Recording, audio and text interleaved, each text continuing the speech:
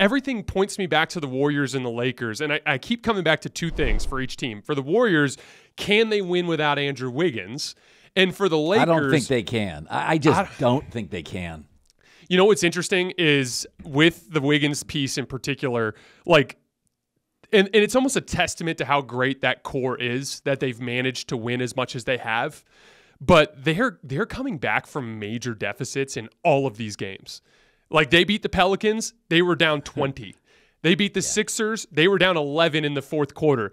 They came back and almost beat the Timberwolves. They were down 9 early in the fourth quarter in that game. You know, even that Bucks game, like, they were down 8 with 2 minutes left. Like, Steph and Clay and Draymond and Steve Kerr, they're just grinding out wins. And it's crazy because when you're looking from the standpoint of the standings, you're like, they're actually in good position to potentially get the 5 seed, especially with the Clippers' remaining schedule. They might end up getting the 5 seed. And I actually like their matchup with Phoenix because Phoenix is such a bad perimeter defense team. But the thing is when they get to those higher level, high pressure situations and late rounds of the playoffs, you just need Andrew Wiggins. You do. One of the most underrated parts of their playoff run last year was the job he did on Luka Doncic and the job that he did on Jason Tatum. And taking him out of that equation makes everything so much more difficult for them. And I want to so bad believe in what they can do. But here's the thing. If Wiggins isn't coming back, I just don't think they can do it. Well, and also, Jason, is Wiggins in shape? No. So I was told he wasn't going to play for the regular season. He was. Nobody knew about the playoffs, and nobody knew at the time I reported it. Nobody knew if they were going to make the playoffs, right?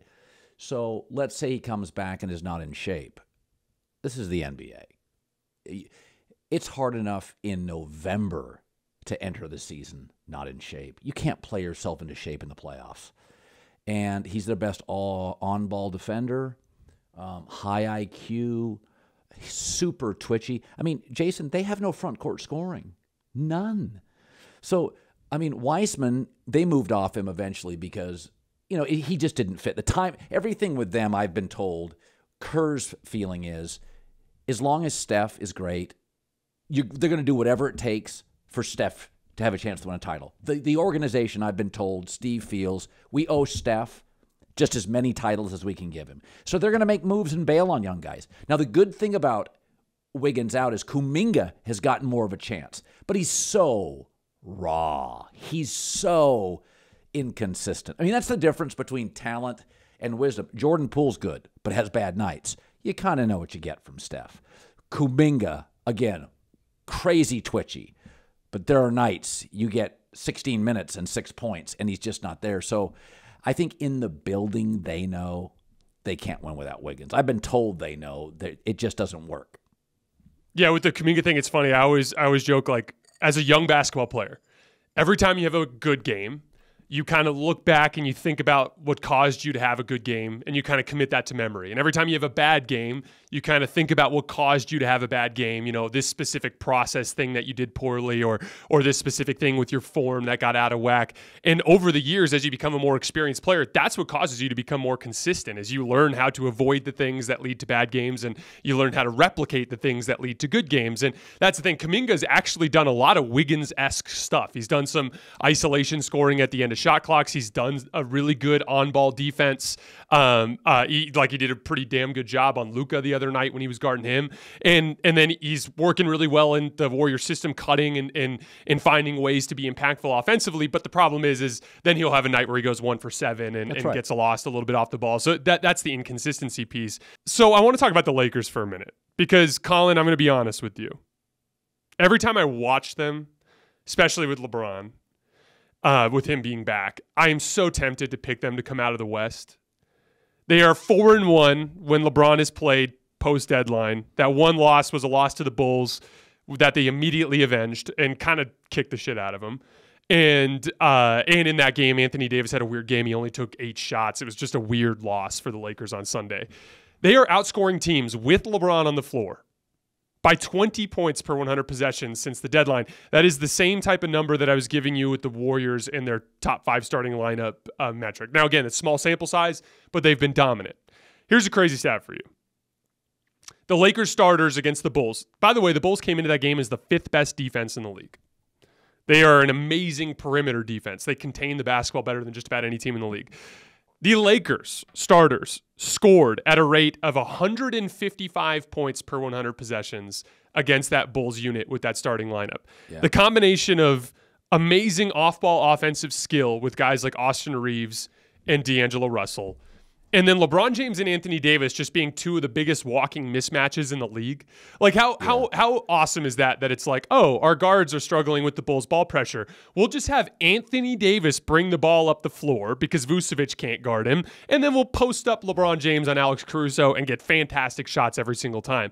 I think they're going to get mismatches like that in every single series in this playoff run should they stay healthy. So there's two things that concern me: LeBron's health, Anthony Davis's inconsistency and health, because he is the kind of guy that'll take 8 shots one night against the Bulls, even though he's being guarded by like Derrick Jones Jr., and then take 20 shots and score 38 against the same team the next night. That's definitely a wild card. But I do think when they're clicking on all cylinders, I think they have a higher two-way ceiling than any of these teams in the Western Conference. Am I too high on them, or do you agree? Well, there's one thing they do exceedingly well, and this is where they're the opposite of Phoenix. They're going to get a lot of free throws. Anthony Davis attacks the basket. LeBron attacks the basket usually. Austin Reeves attacks the basket. So they're the opposite of Phoenix. Phoenix is always bitching about free throw opportunities. Lakers are going to get to the line. Everybody's going to say it's rigged. No, this is what they do. They don't pull up. Reeves he's a contact machine. He's always eliciting contact. Again, the other night, Anthony Davis shot 1-3. He gets to the line. When LeBron puts his mind to it, he does. So they're going to get a lot of free throws. The downside is that's a lot of contact. Anthony Davis hits the floor. So I kind of know what I see. They're going to get people into foul trouble. Darvin Ham is an excellent defensive coach. The minute Westbrook left, he got buy-in from the role players, and their defensive efficiency went through the roof. So they play real defense. They have a defensive coach. Vogel was a pretty good defensive coach. They have guys that attack the basket. They're going to get free throws, meaning they're going to be fairly consistent on offense. What I see is the liability, and I don't believe role players win titles. Malik Beasley, where did he go? Rui can play 12 minutes and give you one shot and no points. He's just – that's why he moves. Their bench at times is – just not there. Now, they tend to be guys that will commit on the defensive end, but I think you're going to get a very consistent effort. They'll play good defense. They'll get to the free throw line. They're going to be in games. Absolutely going to be in games. Whereas you watch, there are teams like, if Phoenix doesn't hit shots, they don't get to the line as much. They're going to get blown out. By the way, the Warriors don't get much front court scoring. They settle on jumpers. They're going to have nights. They don't get to the free throw line. So anytime the Lakers actually have the worst style considering they have injured players, they're constantly in contact. Their players create it. So the good news is they're going to get to the free throw line. And if you do that, you force other teams to make substitutions. You get them out of their game because of foul trouble. So I think the Lakers will be a really consistent team. And you just cross your fingers on health. Reeves, when it first started, I thought, is he Jeremy Lin? A limited player who's getting minutes because Carmelo's out, Jeremy Lin's in. They just need his energy, right? And I thought, okay, LeBron, they just need his energy. But he really is an excellent passer, gets to the free throw line. He's a willing, I always say, is he a willing defender? Westbrook's a terrible defender. Kyrie's Luka's a terrible defender.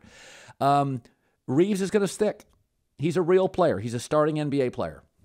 It's funny. The free throw thing is so funny to me. When I was growing up listening to you, Colin, you used to all the time go after conspiracy theorists, and you'd be like, "What I hate about conspiracies is there's always one giant hole," and you'd be like why didn't we ever find a Bigfoot carcass somewhere one of these days, And it to me, that's the thing with the Laker free throw debate is it's like, okay, the league is just trying to rig these games against the Lakers. It's like, then why didn't LeBron get the call against Tatum at the end of the game against Boston?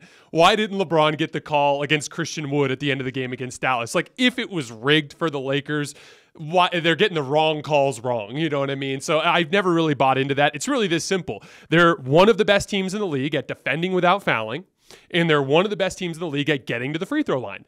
Therefore, you're going to have a massive differential. The second best free throw differential team is the Miami Heat, and they don't generate a lot of free throws. So again, they're the only team that's good at both. That's why they have the big deficit. It's the most simple explanation in the entire world. Now, the bench thing is super interesting, and this is where Darvin Ham, I think, has kind of dropped the ball a little bit post-deadline. The Lakers have 5 really, really good shot creators: LeBron James, Anthony Davis, Austin Reeves, D'Angelo Russell, and Dennis Schroeder. And one of the things that Darvin Ham has been doing is he's been going with the line shift approach with his subs. So he'll take D'Angelo Russell, Austin Reeves, LeBron, and Anthony Davis all out of the game at the same time. And then they ran a unit against the Bulls yesterday with Dennis Schroeder and 4 bench guys. And like, that's just, you're setting yourself up for failure. I always say that role players, if you can create for them small roles, they will thrive and knock those roles out of the park. As soon as you grow their roles, they have to outkick their coverage. They're not capable of it. They start to be in over their skis and they make mistakes. And so they need to have 2 or 3 of those guys on the floor at all times to have a chance to succeed. And Darvin Ham just hasn't really done, I think, a good enough job of staggering. That said, up in everybody's minutes, you know, Malik Beasley is completely off the reservation. Like, and you know, this is a recurring theme with the Lakers.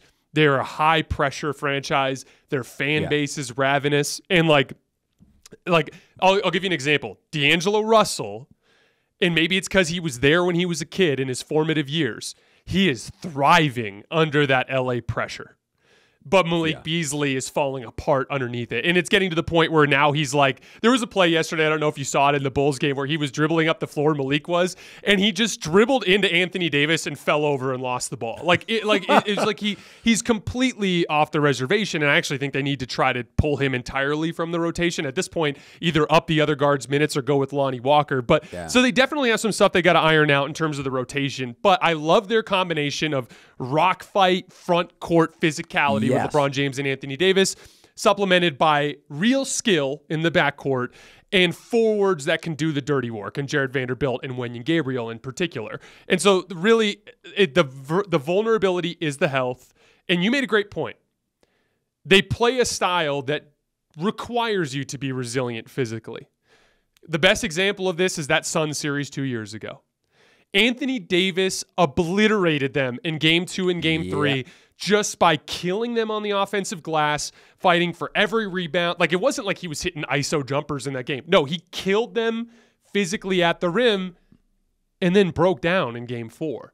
And so that's where it's like when you're asking them to go through 4 rounds, you know, where you're playing, you have to beat a team 4 times in 2 weeks, 4 times in a row. It is a lot to ask. And that's why, like, if you ask me, gun to my head right now, who's going to win the West, I go Denver just because no one else deserves that faith. You know, I'd go Denver and then probably Phoenix. But like all those other teams, it's like, yeah, if Wiggins comes back, Warriors core, like, let's go. They're going to do it. Lakers, LeBron James, Anthony Davis stay healthy. Of course they can do it. Kevin Durant, Devin Booker get hot. Yeah, the Suns can win. But there's so many question marks with those groups, whereas Denver has just been good all year. And at what point does that become the safest bet?